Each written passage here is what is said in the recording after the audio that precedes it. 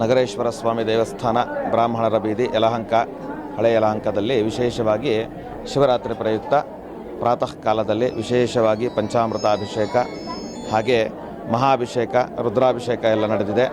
ಈಗ ಗಿರಿಜಾ ಕಲ್ಯಾಣವು ನೆರವೇರಿದೆ. ತದನಂತರವಾಗಿ ಸಂಜೆ ಅಂದರೆ ಯಾಮಕಾಲ ಪೂಜೆಗಳು ಅಂತ ಹೇಳ್ತಾರೆ. 4ರಿಂದ 6, 6ರಿಂದ 9, 9ರಿಂದ 12, 12ರಿಂದ 3 ಮತ್ತು 3ರಿಂದ 6ವರೆ ಈ ರೀತಿಯಾಗಿರ್ತಕ್ಕಂಥ 4 ಯಾಮ ಪೂಜೆಗಳು ವಿಶೇಷವಾಗಿ ಶಿವರಾತ್ರಿಯಲ್ಲಿ ನಡೀತಕ್ಕಂತಹದ್ದು. ಇದಕ್ಕೆ ಮಹತ್ತರಣವಾಗಿರ್ತಕ್ಕಂಥ ಒಂದು ಮಹತ್ವವೂ ಇದೆ. ಶಿವಪುರಾಣದಲ್ಲಿ ಬರ್ತಕ್ಕಂತಹ ಒಂದು ವಿಶೇಷವಾಗಿರ್ತಕ್ಕಂತಹ ವ್ರತ ಅಂತ ಹೇಳಿದ್ರೆ ಶಿವರಾತ್ರಿ ವ್ರತ ಅಂತ ಹೇಳ್ತಾರೆ.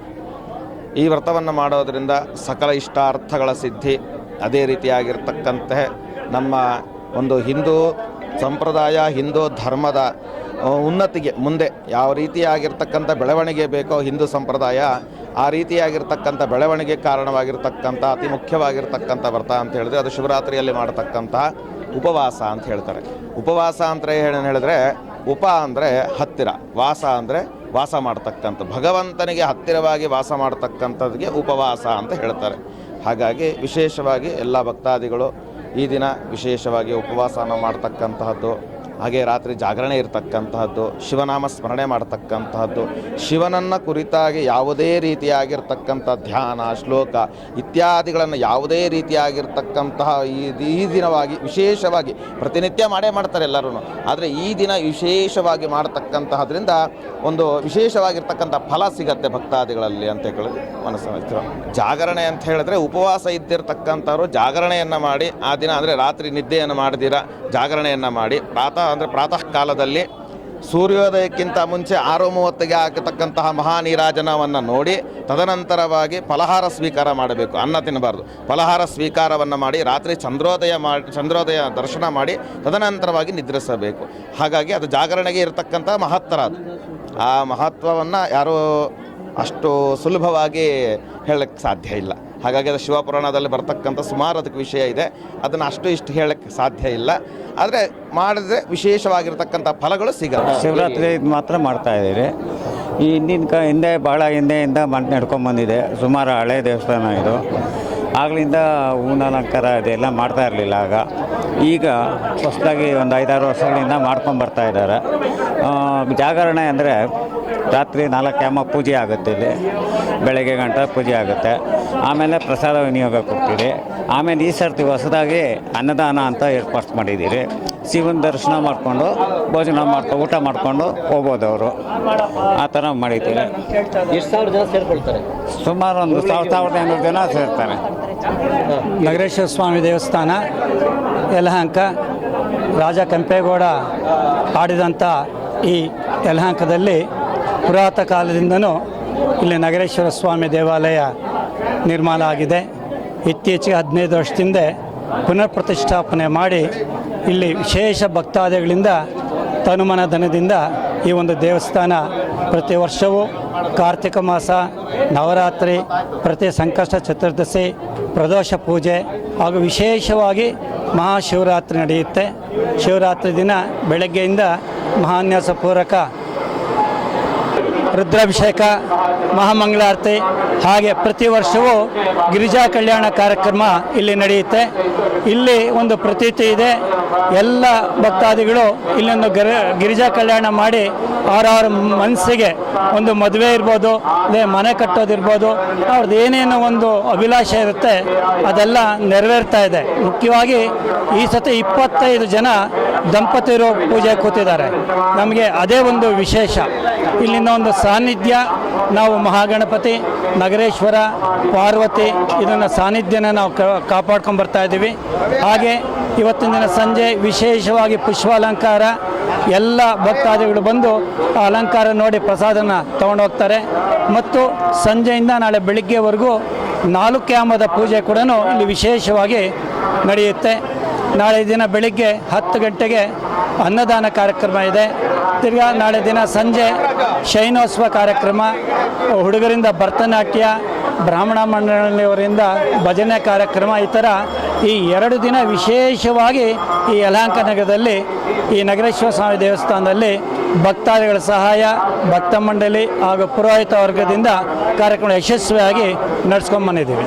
ಸುಮಾರು ಇಲ್ಲಿಗೆ ಇವಾಗ ಬಂದಿದ್ರಿ ಅಂತಂದರೆ ಒಂದು 3,000 ಜನ ಇದಾಗುತ್ತಾರೆ. ನೈಟು ಇಲ್ಲ ಆಗಿದ್ರೆ ಸುಮಾರು ಒಂದು 7-8 ಸಾವಿರ ಜನವರೆಗೂ ಇಲ್ಲಿ ದರ್ಶನ ಮಾಡ್ತಾರೆ. ಒಳ್ಳೆ ಪೂಜೆ ಕಾರ್ಯಕ್ರಮಗಳು ಚೆನ್ನಾಗಿ ನಡೀತಾ ಇದೆ.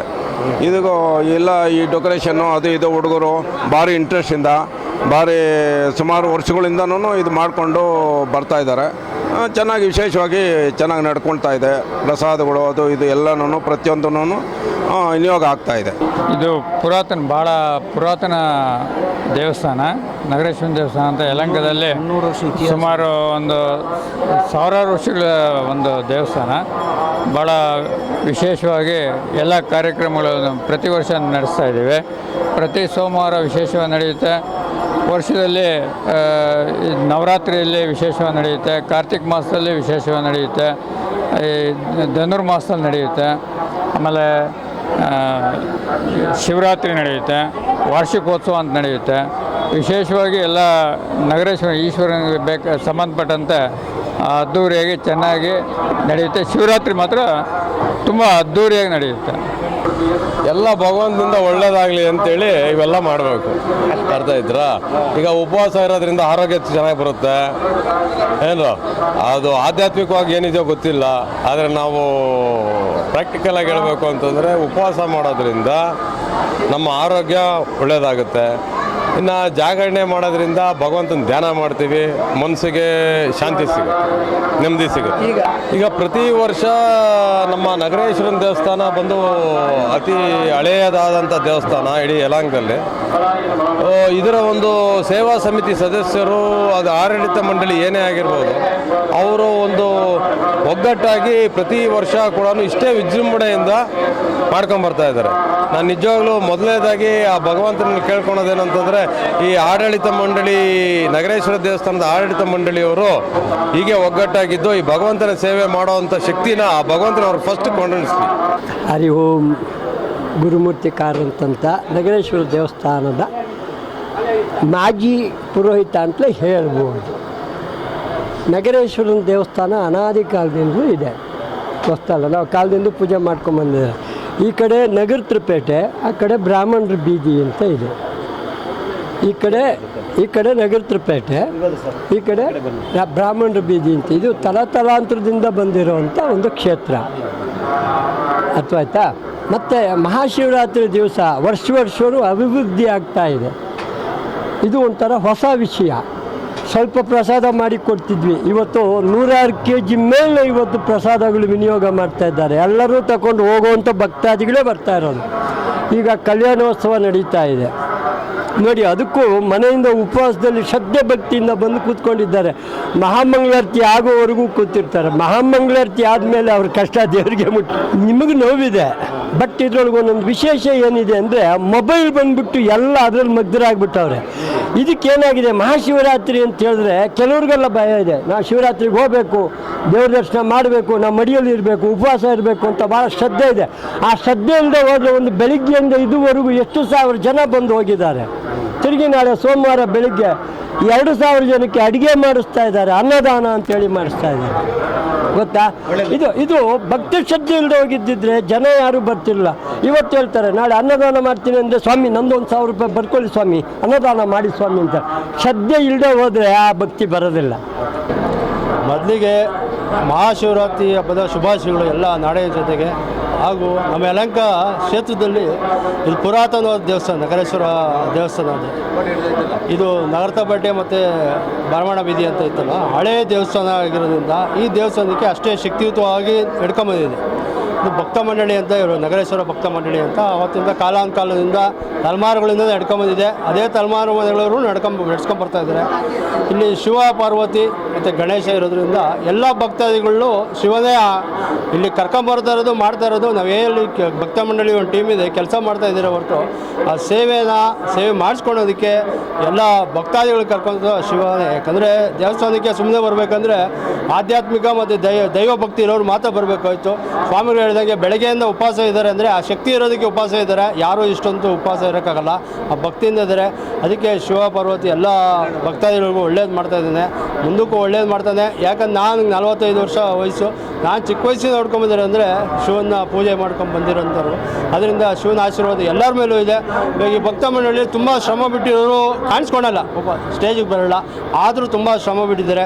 ಇವಾಗ ಇವರೆಲ್ಲ ಮಂಜುನಾಥ್, ಭಾಸ್ಕರು, ವಿಜಯಕುಮಾರು ಮತ್ತು ಭಾರ್ಗವು, ಇನ್ನೊಬ್ಬ ಅಪ್ಪಿ, ಇವರೆಲ್ಲ ಕಾಣದ ಕೈಗಳು. ಯಾಕಂದರೆ ಎಲ್ಲೋ ಒಂದು ಕಡೆ ಇದೆ ಸುಮ್ಮನೆ ಲಕ್ಷಾಂತರ ರೂಪಾಯಿ ಖರ್ಚಾಗಿರೋದು ದೇವಸ್ಥಾನಕ್ಕೆ ಮಂಡಳಿಗೆ. ದೇವಸ್ಥಾನದಲ್ಲಿ ಹಣ ಇಲ್ಲ ಅಂದರೂ ಸೇವಕರಿಂದ ಅವರ ದಾನಿಗಳಿಂದ ಪ್ರತಿ ವರ್ಷ ಸಮಯ ಕೊಟ್ಟು 3-4 ತಿಂಗಳ ಮುಂಚೆಯಿಂದನೂ ಸಮಯ ಕೊಟ್ಟು ಮಾಡ್ಕೊಂಬಂದಿದ್ದಾರೆ. ಇವರೆಲ್ಲ ಸೇವೆ ಮಾಡಿರೋದಕ್ಕೆ ಇಷ್ಟು ಅದ್ದೂರಿಯಾಗಿ ನಡೀತಿದೆ ದೇವಸ್ಥಾನದಲ್ಲಿ. ಎಲ್ಲರಿಗೂ ಒಳ್ಳೇದು ಮಾಡಲಿ. ನಮ್ಮ ನಗರೇಶ್ವರ ಭಕ್ತ ಮಂಡಳಿ ಹಾಗೂ ನಮ್ಮ ಯಲಹಂಕ ಇದರಿಂದ ನಿಮ್ಮ ವಿಶ್ವ ಭಾರತಿ ಚಾನಲ್ಲು ಎಲ್ಲ ಕಡೆ ಇದೇ ರೀತಿ ಚೆನ್ನಾಗಿ ಪ್ರಸಾರ ಆಗಲಿ ಅಂತ ಎಲ್ಲರ ಪರವಾಗಿ ಹಾರೈಸ್ತೀರಿ.